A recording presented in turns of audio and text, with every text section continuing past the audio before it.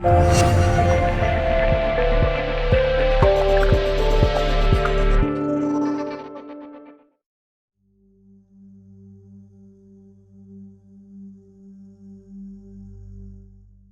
just want to say that the conversation is really about two guys that grew up in totally different communities, different countries. And we had the same mindset, two tough guys. I grew up in the streets of the South Bronx, and Randy grew up in the streets of out here in Canada. And even though we were so distant, we had very similar lives that mirrored each other's in many ways, but we also had very different lives. And we're going to speak to that as he chose to become a police officer, and I went into engineering. But anyway, I'm going to introduce Randy, my dear friend, Randy Kolibaba, Superintendent of the Royal Canadian Mounted Police. And I think a good friend, and he's going to talk a little bit to how he came and how we met. And I will share that we both did have a near-death experience, and that was obviously life-changing for each. But Randy, go ahead and introduce yourself, my dear friend. Sorry, I couldn't quite hear you there, Jose. Go ahead and introduce yourself.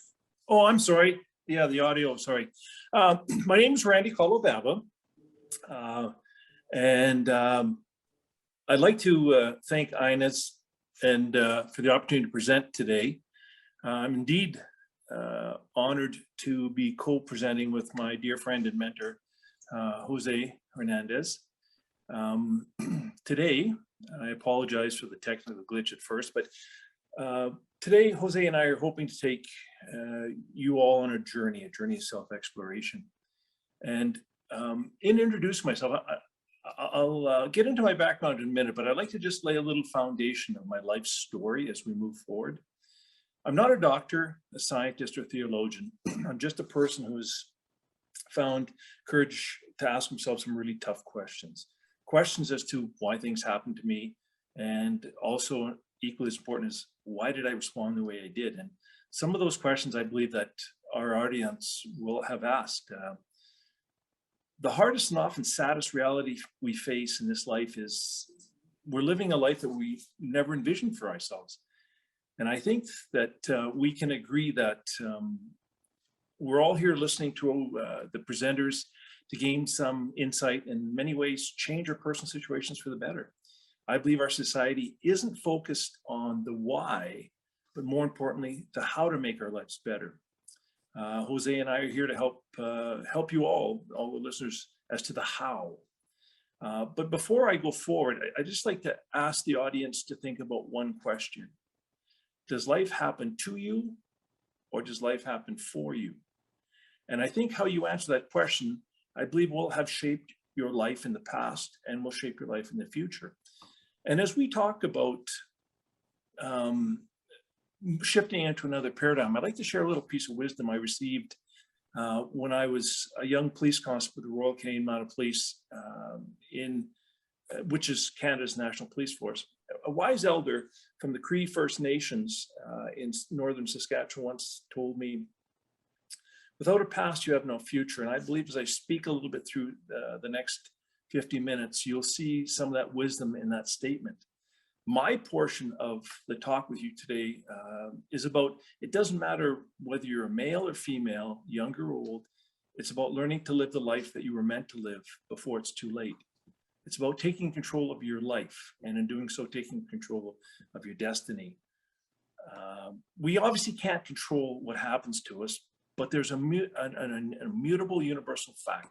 We choose how we react to those circumstances. It all starts within us, each of us, within us. And if you don't believe me, the next time you wake up in the morning, you have a bad hair day and look in the mirror, do you comb the mirror? Of course not. It all starts with belief and faith in yourself. So getting on to the introduction of myself, a brief introduction. Right now I'm 62 years old and enjoy excellent health. My wife, Colleen, who's an operating room nurse, and I live in Kelowna, British Columbia, Canada. We enjoy 5 children and 6 grandchildren. I grew up in a single family home. My mom and dad divorced when I was 4 years old. My dad was an abusive alcoholic who would routinely rape my mom. After the divorce, and about a year later, my dad died. My mom moved my brother and I to Calgary, where we lived in one of the poorest and roughest areas in the city. Some referred it to as the slums of Calgary. My mom loved us. She really did. She worked 2 jobs to try to support us. But being very poor, we still didn't have much.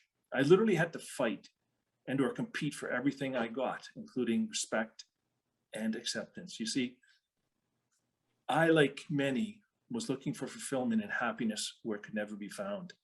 I was looking for fulfillment in things, possessions, money, recognition, basically a well done from the world. But when we think about the topic we're talking about today, embracing the masculine, help men shift into new paradigm, I'd like to share a little bit about my professional history where I had to deal with the culture of masculinity throughout my entire policing career. At 19, I joined the Royal Canadian Mounted Police, Canada's National Police Force. It was the start of an incredible life. There were many highs, many lows. December 5th, 1981, 1:05 a.m., after a routine traffic stop on a highway in a farming community in central Saskatchewan, I unfortunately had to take a man's life in the line of duty. It was literally a fight to the death. I was never proud what happened, but many of my peers within the policing world believe that that was a sign of toughness, a sign of being macho. But understand one thing, there's nothing macho about taking a man's life. My career, I was trained as a major crimes investigator specializing in homicide and arson investigations. Throughout my career, which spanned 34 years, I've investigated or supervised investigations of over 700 human deaths. I've literally seen death come passively as well as violently. As an investigator, no matter how grotesque the crime scene was, you were never supposed to show any signs of weakness or vulnerability, otherwise you were called a pussy. I'm proud to say that after 34 years, I was formally decorated 3 times for outstanding service to my country, twice by the Government of Canada and once by Her Majesty the Queen of England. I was also formally decorated for outstanding service to the United Nations as Canada's contingent commander of our country's largest ever civilian policing mission in support of the reestablishment of law and order in Kosovo, Yugoslavia. And yes, I was diagnosed with chronic PTSD as a result of my service in Kosovo. You see, in my role as the Canadian contingent commander and someone who was also to teach the local Kosovarian police force how to investigate serious crimes, I witnessed firsthand the atrocities of genocide. I've investigated everything from mass graves to the aftermath of a child blowing up after stepping on a landmine.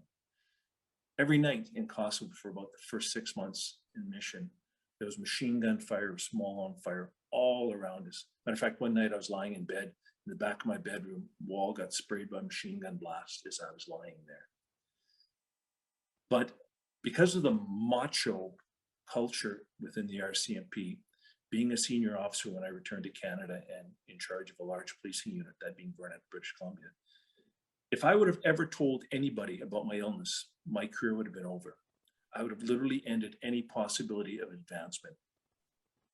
Now, that didn't help anything that I was embroiled in a major conflict with my boss, who wanted me discharged from the RCMP because I didn't follow his order and discriminated against a female member who was under my command and he didn't like. Literally suffering from PTSD, I was forced to pretend everything was okay. I was forced to pretend that I was this macho leader. And here's the kicker. It was me that chose to suffer in silence because I was afraid to be honest with myself and others and admit that something was wrong, that I was broken. You know, every night I would have these reoccurring and intrusive nightmares. I could smell the burnt flesh. I could feel the stickiness of the blood on my hands. And unfortunately, yes, I was using alcohol to self-medicate. I couldn't control my emotions as flying off the handle with my family. I was becoming a person I didn't want to be. And yes, although I never told anybody outside the family about my PTSD, I did get counseling. And it roughly took 2 years of intense therapy, but I learned to cope and manage with my PTSD. In fact, since retiring from the RCMP in 2013, and achieving a very senior rank of superintendent. I've spoken and written on the subject of PTSD within first responders many times, both in Canada and the United States. And in closing, I just want to say one more thing about my introduction to me is on February 7th, 2015, I was admitted to the emergency department of Kelowna General Hospital in critical condition. It was the day that changed my life. I was diagnosed with an autoimmune disease called vasculitis. My lungs were filling with blood. My liver and spleen were enlarged. The sac around my heart was filling with fluid, and my kidney function was 8%. My body was shutting down. 4 doctors told me that I maybe have at most 3 days to live. That night in the trauma unit, I had my NDE, an experience that profoundly changed my life. And it's something we'll talk about a little later on. But what I can say is literally the next morning, after my experience, miraculously, my blood work changed for the positive.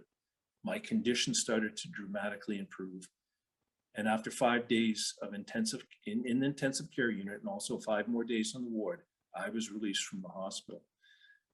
Both my main doctors told me I should have never survived.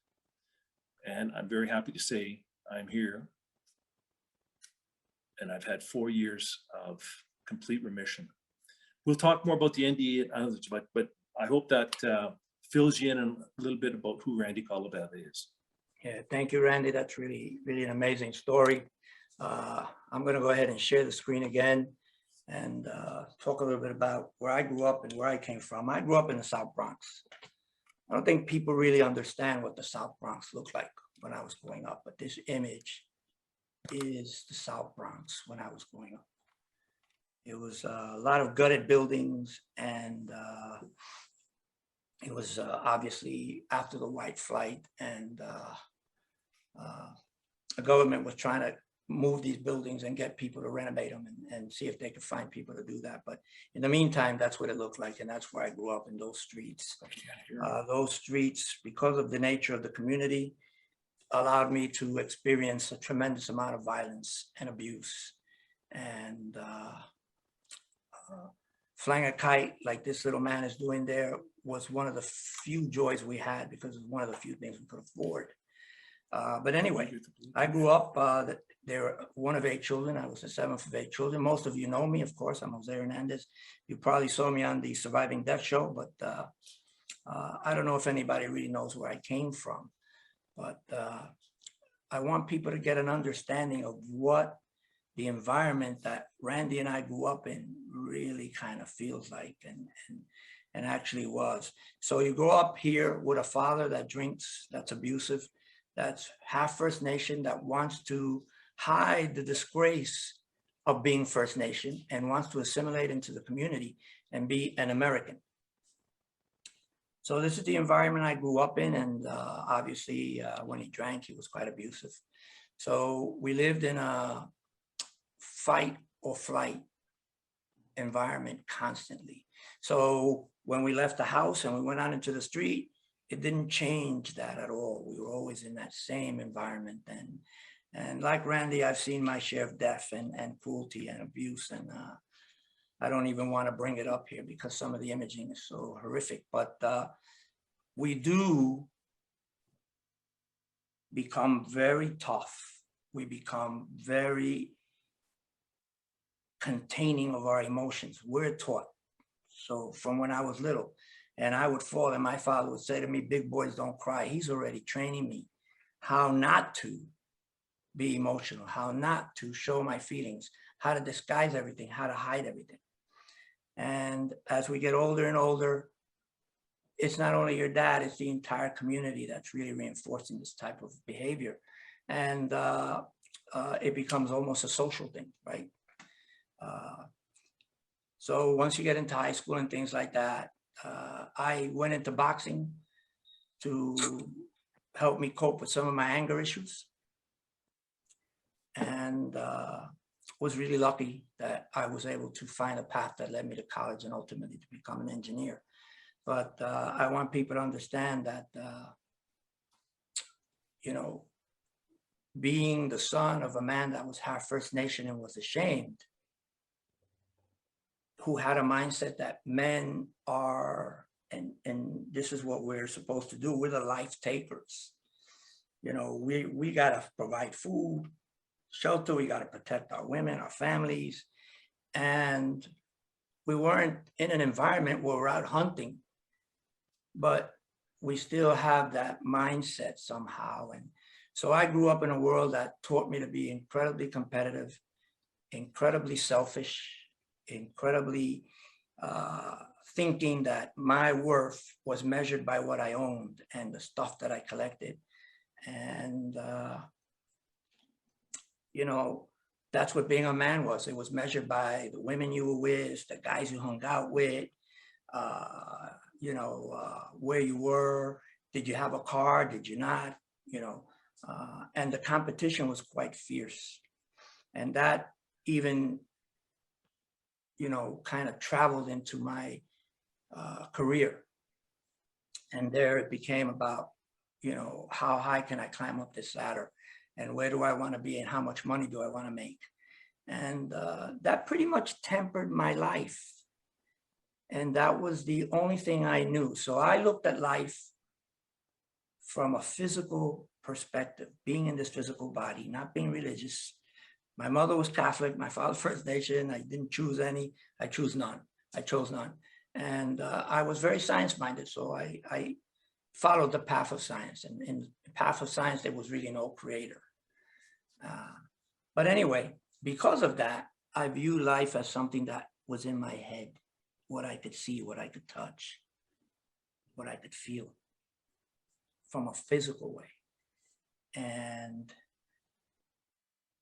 I too obviously had a near-death experience. That's why I'm speaking here. And the catalyst, the drive that it put into me, you know, when I died on that bed in the hospital, and I felt this terror, this fear that consumed me. And I felt like I was losing everything that I owned and that I would never see it again. And the reality was that, you know, we talk about a near-death thing and we come back. But I will say something does die on that bed. Something of you stays there. And what stayed there was that part of me that was so enamored with the physical components of life, my physicality, my ownership of things. And I viewed even my wife at the time as my wife. You know, everything was my car, my house, my kids.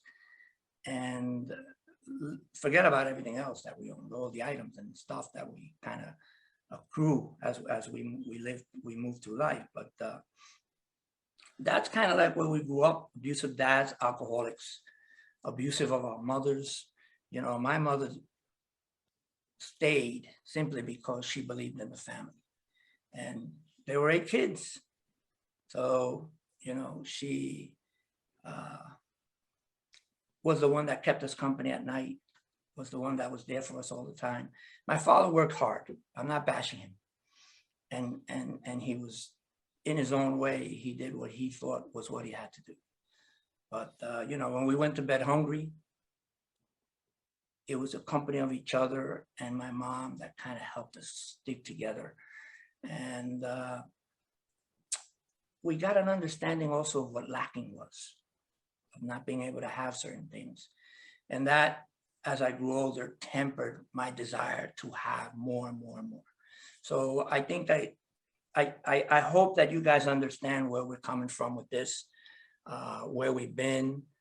I want to kind of share a photo of me and my dad so you could kind of see where we grew up. And this is my mom, my younger brother, my eldest brother, my dad. And that's me in the, I guess, the right-hand corner as you're looking at it. But that was the place we lived. We lived in a basement apartment. It was 2 bedrooms and 10 of us lived there. So now that you got an understanding of where we came from and understand why we felt so a need to compete, why we needed to be approved, people had to look at us and say, yeah, that's Jose. Yeah, he's it, and respect it. And I think Randy went through the same thing. Now that you kind of saw where we kind of came from, I want Randy to speak a little bit about his experience of dying. Most of you know mine. I will share a little bit. And then I think we 40 minutes to discuss what we want to talk about is so little time, and we're going to do the best we can to kind of at least get what the shift really is. And hopefully this conversation will continue somewhere else, and we'll talk about that later. But Randy, go ahead, and maybe we could speak a little bit. We've got a few minutes to talk about our NDEs, and then we'll go into the shift component. All right, my dear friend? Absolutely. For me, when I was lying in that bed and all of a sudden an orb of light was on my chest, that light got bigger and brighter. It wasn't bright enough you couldn't look into it, but it was white light. And as it got bigger, the whole room enveloped in this white light. I could feel myself leave my body. I could see my body on the bed, but I wasn't in my body. And I had this incredible feeling of unconditional love, and I wasn't in any pain. Like it was such a peaceful experience. And my mom passed away in March of 2000. She's come to me in apparitions 3 times, and it's always been in times when there was a little bit of chaos, a little bit of turmoil in my life, and I needed clarification. And she always said the same thing: Randy, everything's going to be okay. That day in that trauma unit, I didn't see my mom. I felt my mom. I could feel her touch tell me it's going to be okay.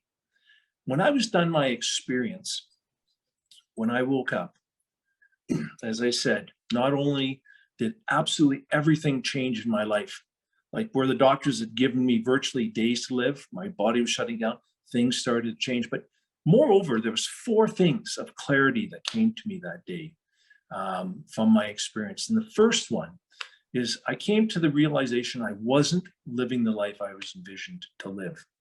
I was living my life based on what others, society expected and suggested or led me to believe was success. I knew I had to change my life and live with purpose and not just to pay bills.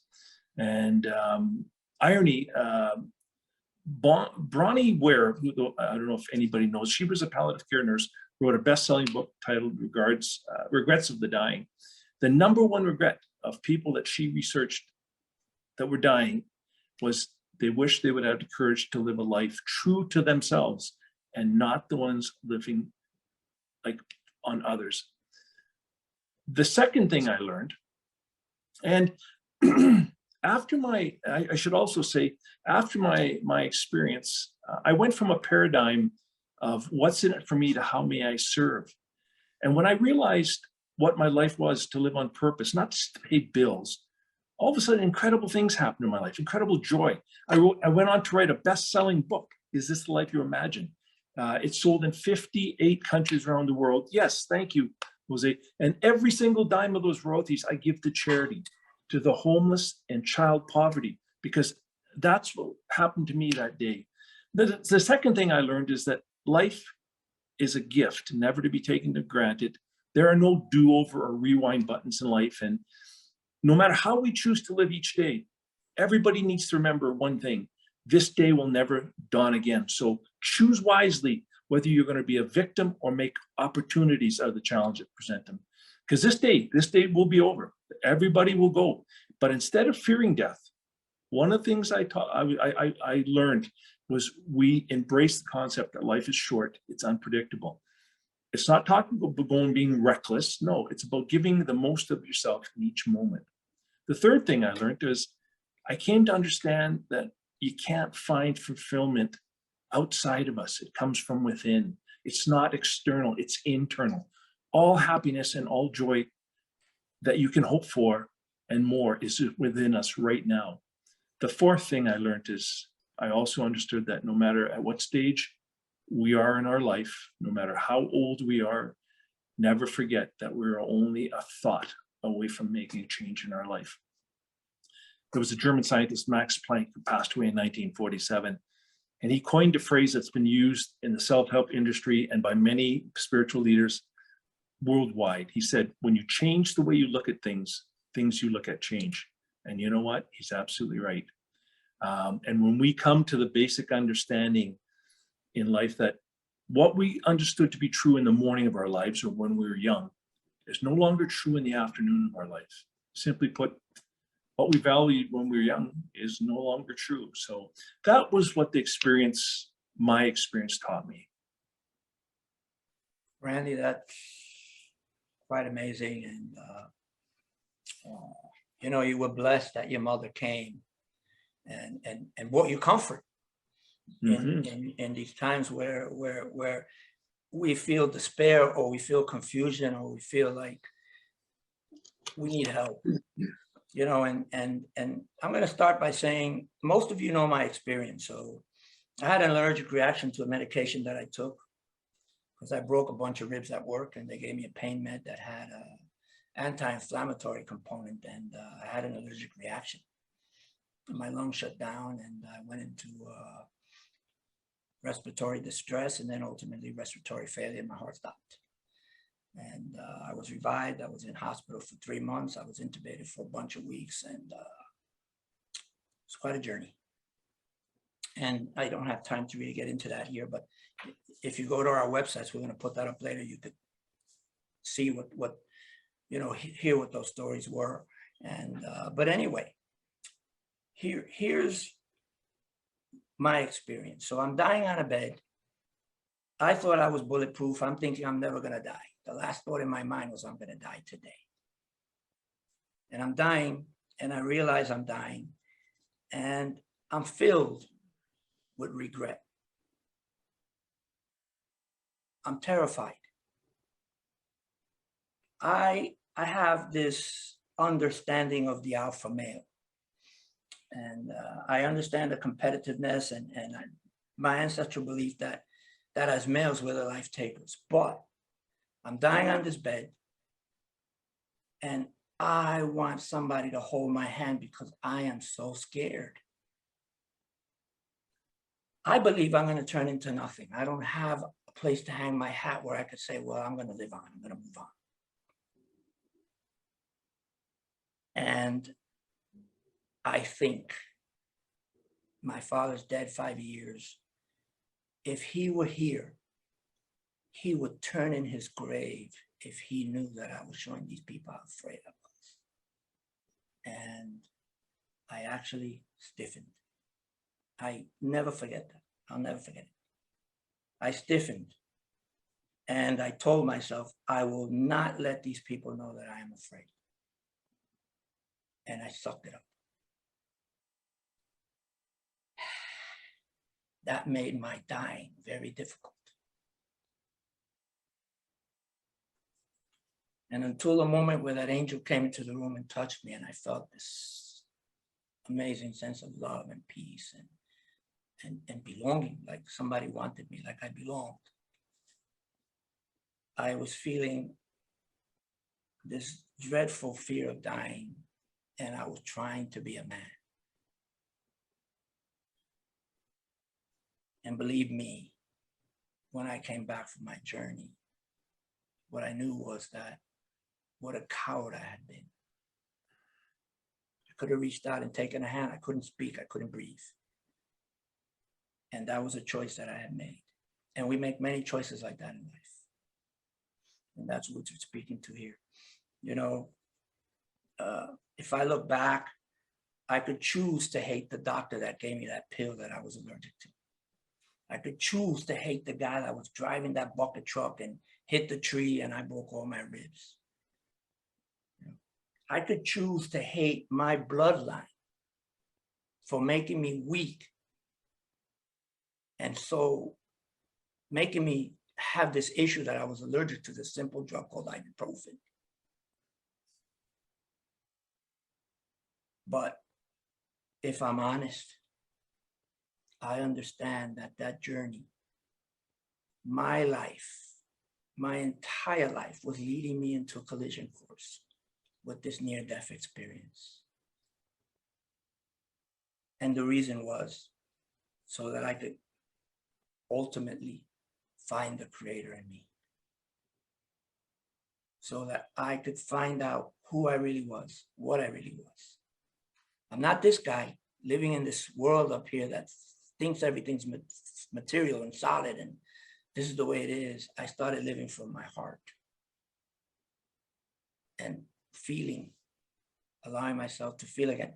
And the shift is not about, wow, Jose cries. I do cry a lot. I'm very emotional right now. And before my experience, I would have been ashamed to do that. Now I'm not. But the experience is so much deeper than that. Yes, I could feel my femininity in me. I could feel that feminine side that I have to honor my mother and my sisters and my wife and my daughters. I am so happy that I am able to connect with that now, but it's really, the experience really teaches you one thing, and that's about what I am. And I realized that I am love. I am only love. God gave me two things. And a lot of people are going to say, yeah, he gave me life. No, I'm eternal. I live forever. I'm a part of God that way. What he gave me to use in this world was that capacity to love and to share that love and to give that love to others. And also a voice. You know, a voice that we could speak in eternity when we're speaking to ourselves, in our minds, in our spirit, or a voice that we could use to share with others what our experiences are. And you know what? To say to somebody, gosh, I can't do that, or I'm scared, or I need help. And I think that's what we're lacking. And I think that's the shift. We're talking about a shift, Randy and I, about, you know, what it really means to be a man. And I have been taught to zip it my entire life, from everywhere, in school, everywhere you go. You don't want to show this weakness. You don't want to show this. And what I know now is that this voice is to be heard. So I'm going to share this with you, and I think this is important. My brother in Vietnam told me 2 months before he died, if I could imagine what his experience was shooting a 50 caliber gun from a patrol boat in a river into the bush and seeing the limbs of people being ripped off. And he said he could never overcome that. The terror that haunted him every night, every time he closed his eyes. And I said to him, oh God, Tom, you lived with that for 30 years. Why didn't you just speak to it? And he just said, every time he wanted to talk, something inside him shut him down. And I kind of know what that is. We grew up in the same place. And, you know, I think these traumatic events try to protect us in a way, and they shut us down. So it's very hard to speak. But I think this is what we're talking about, you know, and I just want to finish by saying bad things will happen. Bad things happen in life. But what I learned in my experience was that I love life so much. This gift that the Creator gave us, I love it so much. And whatever that is, I know I'm going to have some really difficult times. I've had them. But, you know, I don't believe in death anymore. So I know that sometimes we lose people we love. And sometimes we take our own lives even.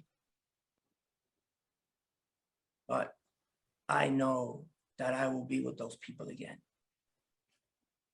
You know, Jose, that's what's important. The rest of the stuff is just things. We could lose those. We need to lose those. Randy, my dear friend, I want you to speak up here. And you know, I'm emotional right now listening to you. And you and I and many people, many millions of people have experienced what you and I have experienced with, you know, NDE. But the big thing when we talk about changing that shift in paradigm is people have to understand, whether you're male or female, changing our lives and understanding and being vulnerable and building a better life you don't need to experience a miracle. It's a decision you make. You see, most of us in life are in this constant pursuit of the one thing that will make magically everything, all our wrongs right? And the problems just go away. Well, that doesn't happen that way. It starts from within us. And when we talk about the shift, and it's not just thinking a different way, because that doesn't work, because you and I have 60 to 70,000 thoughts a day. And of those 60 to 70,000 thoughts a day, 95% of them are the same thoughts we experienced yesterday, the day before, the day before, the day before that. So what does that mean? The same thoughts create the same emotions. The same emotions create the same actions. The same actions create the same results. To make a true lasting change in our life, not only do we have to decide to make change, but we have to take positive action towards it. Put both feet in the river of change. Do something different every day. For me, my experience has taught me, and I ask myself this every day, 3 questions besides giving the creator, whomever you hold divine, God, Buddha, Allah, Krishna, Muhammad, whoever you hold divine, I thank for the gift of life. But I also ask myself 3 questions. Number 1, how can I make myself better today? Number 2, how can I help someone make their life more enjoyable, more fulfilled today? And the last thing I ask myself is, how can I make this the best day of my life? And I've let go of judgment of people. Now, here's something Albert Einstein once quoted. Now, think about he quoted that everybody's a genius, but if you judge a fish by its ability to climb a tree, it will live its whole life believing it's stupid. Well, when you let go of judgment, all of a sudden you look at people differently. And when you look at people differently, different things happen, right? And you talk about love. Like you, I'm not scared of death. It's an experience. And we just need to embrace this moment, no matter what turmoil you're going through in life. Try to look at the opportunity, because as you said, Jose, bad things happen. But when you reflect back, and I talk about it in both my books, when you reflect back, that tragic thing that happened, that event, that death, that divorce, whatever it was, all of a sudden, if you hadn't experienced that, something that you did, it would have never happened. Something great. For me, joining the RCMP was a total accident. I was going to be a professional hockey player, I thought. I blew my knees out. And all of a sudden, the RCMP. So, for me, my friend, I just say to people, as we're making that shift, whether you're male or female, if you want to live a life of purpose, live a life of kindness. Don't get dragged into the expectations of society, because you don't need things to be happy and complete. What you already need is what's in with you right now. And let's face it, the only thing guaranteed in this life is death. And for me, reflecting on one's death is actually healthy, because it's probably helped me understand what's truly important in my life. It helps us also to see where we need to change. So one day our life's going to flash before our eyes. We've seen it, and many have. Make sure it's worth watching. And in our last breath, we shouldn't look back in our lives and said, geez, I wish I would have done something different. Because you know what? You're not going to be worried about bills. You're not going to be worried about your hair. You're not going to be worried about what your favorite TV show is. But you know what? Before you reach that last breath, just remember, today might be the time to make that change, because there's never a good time. I've heard people, I've researched, it took me 12 years to write my books. People say, well, when I get $100,000, I will do this. When I lose weight, I'll do this. You know what? There's no perfect time. Make your life matter now, because one day it's going to be over. Exactly, Randy. That's the total truth. Now, we're going to open up the questions in a minute. I just want to say, look, you people that know my experience, my father promised he'd come and get me. So I know that when I transition, my dad is going to come for me. But I also know that when I close my eyes, I am going to be so grateful for everyone that I love. My wife, my children, my family, all my friends, even those people and things that only crossed into my life for a few seconds. someone that I pass by in a bus or in a subway or whatever, you know, and I'm also going to be grateful for the tree by my window right now, for all the sounds of love and laughter of my babies and all the babies that I was able to hold in my arms. And we could go on forever talking about all the things we're going to cherish and love and be grateful for. But I think what I want to say is I want everybody to be grateful and thankful for the experience as I am in my life, in theirs, you know, that's what the shift is. You know, when we leave this world in love, and that you left all that you love here, all the love that God gave me, I need to leave it here. I need to express it. I need to share it and soak up all that other love that other people are giving me, because that's what I'm going to take with me. And that's the only thing that I could do. And I want to leave that love that I have in their hearts, because that's how they remember me.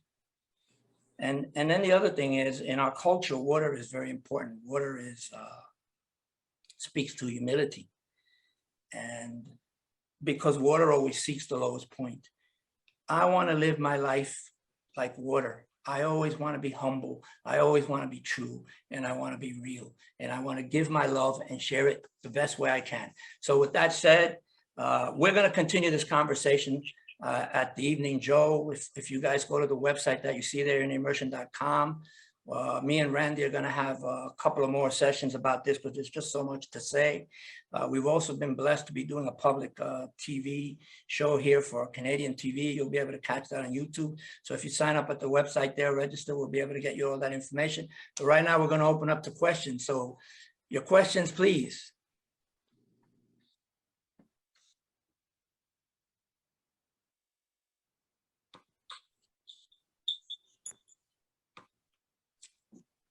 Okay, there's one question that says, can divorce be attributed to power between the husband and wife? The competition to be truly known. Policemen and NDEs have higher divorce rates. Can you speak to the power that should be shared between men and women? Policing by virtue, that's a very good question.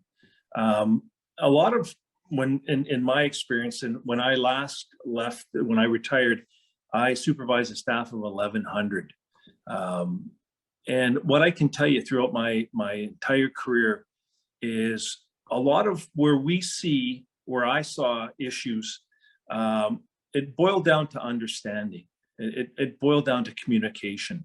And when the first responder failed to communicate and expected the spouse to do something, or vice versa, that always created tension. And when you truly, and I know this, my first wife, we got to a point, we owned 4 homes. We were very successful. But the big thing that we learned was we weren't living a life. We loved one another, but we weren't in love with one another. So we decided to get a divorce, and now we're the best of friends. And why? Because we really didn't communicate. We were living a life of convenience. But never forget, each day as we go through, there's always something to be grateful for. And Jose said it. But you know what? That's where I've seen a lot of problems. It wasn't one fault or the other. It was the failure to communicate. That was a very good question. Thank you, Fred. Yeah, Randy, I do agree. You know, and I also think that men have a mindset of empowerment and ownership many times in a relationship. So that's also the other factor. And I think that's what we're talking about, making this shift and just being more compassionate and more honoring of your own feelings. And if I feel this way, how do I want to be treated? Maybe that's the way I should treat my wife or my spouse. And anyway, there's another question. Hold on. This one's for you, Randy. In your 12 years of research for your books, what kept you going? What inspired you so much that you had to do this? There was something inside me that I'd always wanted to do something different to help. And that was from my mom. My mom always instilled that you need to help people. And I knew I was asking myself questions that my peers were asking themselves. I'm thinking, something's wrong here. And the more I researched, and I talk about it in the book, I had a friend. I created a not-for-profit society in Vernon, British Columbia, and it deals specifically with creating homes, safe, affordable, clean homes for veterans and for families at risk. And, you know, in Canada, as in, well, I'm sure in the United States as well, there's all this politics. Everybody's downloading responsibility. But there's a group of 12 of us that got together and we said, to hell with bureaucracy, we're going to do it. We started with nothing but name recognition. Yes, I was the chief of police, but over a span of 10 years, we got over $7 million in land assets. But here's the thing, when we talk about what kept me going, there was my vice president was a guy by the name of Greg Schroeder. He was a lawyer, very, very successful. He could put a brand new Mercedes in his driveway every month of the year, pay cash, not a problem, but he's very philanthropic. And one day we were doing some planning and came to the board and said, you know, guys, I got to step away from cancer. So we said, okay. And it was leukemia, prognosis was good. Next year he came back. We're in the same cycle of planning. And then he steps, oh guys, I got stage 4 bowel cancer, but he didn't change. And, you know, as I'm still like, this is driving me. Why isn't he changing? He's still had this zeal for life. So we went to his favorite bistro and I asked him there, okay, Greg, and I won't use the adjective, but I said, you screw me up. Like, how can you do this? You've got this zeal for life. And he raised his hand very stoically to me and he said, you know, Randy, I have one regret. He said, I wish I would have learned to live life like I was dying sooner. You know, no matter how many degrees he had, no matter how many cars, homes, everything, he understood that, you know what, it wasn't about things. And things like that kept me going, you know. So yeah, it took 12 years, but I am more than happy. And as I said, now for me, every book, all the royalties I give away, the charity. My wife and I, when we first got, like when you make the bestseller, they send you this little notice saying, oh yeah, you're on the bestseller number list and all that other stuff. We had a very emotional night because you know what? Yes, could we have used the money? Absolutely, we can all use it. But it wasn't about abundance. I don't fault anybody for abundance, but what we do with it. And now we've since, and I talk quite a bit. I'm a professional public speaker with the Speakers Bureau of Canada. And, you know, so wherever I speak, I talk about that. And it's now for me, and I've been asked to write a third book, but, you know, I'm going to just take things and enjoy these two. But that's what kept me going. That was a very good question again. Thank you. All right. There's a question here that says, I guess, do we believe we would have reached spiritual alignment without the NDE? My response to that is yes. I think it would have been a very difficult journey.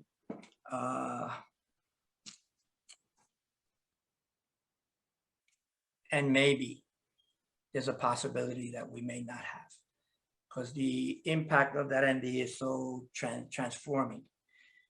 So I just want to be truthful. I'm thinking that I hope that I would have been able to have this profound wisdom and that I would have found it by another path. But so I want it to be yes, but I don't know if that would have been, if that's possible.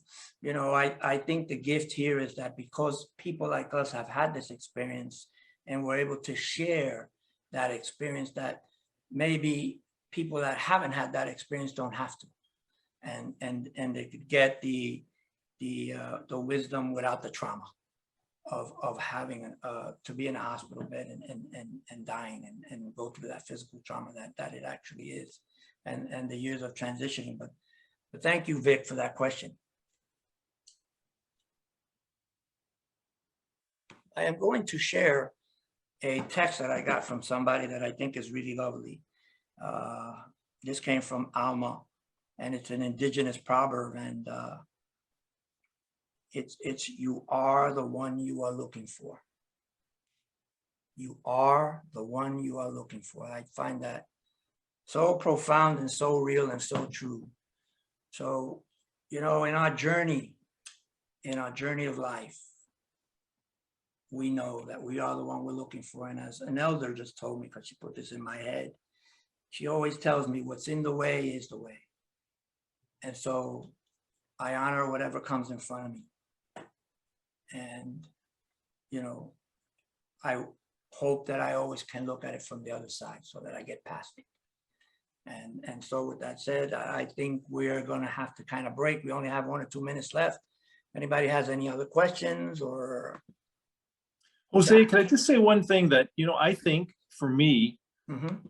the universe, the creator steered me to the vasculitis to make that difference. As I said, I don't know why no, the doctors don't know why I developed vasculitis. It just happened. But I think the creator, and that was part of my journey, is to go through that and to write those books and to share. And we talk about the how to make that shift. Well, that's part of my development is showing people what I did to make my transition, to make my shift, and hope it resonates with people. Well, I agree. You know, this topic, we must continue it. 40 minutes, you know, is we're blessed to have those 40 minutes, and we are very respectful and honor it in a good way. And we're hoping that our message is being received in a good way. For the women out there, if you could communicate to men in your lives, or, you know, this applies to everybody, even women, you know, let's take life from a viewpoint of love. Let's take life from that perspective. Let's look at the world from, if I come at this from kindness, you know, if that person's falling down, can I be the one to help him get up? You know, and if we begin to look at the world that way, I think the difference that we see and the way we feel is evidence enough to prove that that's the right path and that we are making that shift. You know, I don't have a magic pill here that I'm going to tell everybody here, you do this and you're going to be, you know, you're going to have this shift. No, the shift takes time. It comes from within. But it starts very simply. It starts by being honest with yourself and by saying what I feel and share what you feel. And don't be afraid of what you feel. Don't be afraid of your voice. God or the creator gave you that voice to use. So please use it. You know. Anyway, I want to say good night to everybody. I want to thank you all for being here. Randy, you're amazing, man. Thank you. Namaste. Bless you all. Yeah. May your journey I just want to say, buy Randy's book. I suggest it highly. It's really a cool read. And, you know, if you go to the website now and you put in IANS 2021, at my website, you can get 25% off of anything you want there. So that's where we're going to end this. If you go to the website, you register, you'll be able to hear us continue this conversation on Evening Joe. And when we get the information for the show that we're doing here in Canada, where we're going to continue this conversation, we'll post it up on a website. So it's just IANS 2021, and you get 25 off of anything you want there. So please, I hope that I see you guys soon. Many blessings to all of you. Stay safe. Live life in love. Honor yourself.